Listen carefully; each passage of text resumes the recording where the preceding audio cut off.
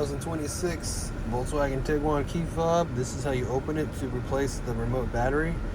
If you look right here on the right side towards the bottom, there's a button. We're going to push, hold it down, and that releases the emergency door key. Okay, we're going to take that out. That's going to give us access to this little corner back here. That's going to help us push this back door off without doing any damage to the door. Okay, so when you get a small flathead screwdriver, you're just going to put it in here. And this allows you to pop this back door up and off. So you can see how this works right here. Okay.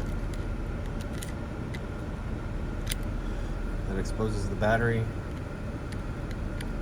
And the battery itself, you have to kind of push it down, pop it out. Okay, it can be kind of hard.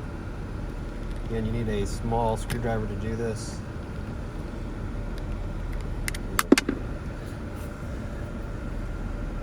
Battery go jumping right out of there. Battery size is a CR2032. You can see it's written right there. Positive sign facing out towards us. If you need a battery, check the description box. I have a link that takes you to Amazon in the description box and in the comment box for that. Just take a new battery. We're going to stick it down in the remote like this. The bottom part will go in.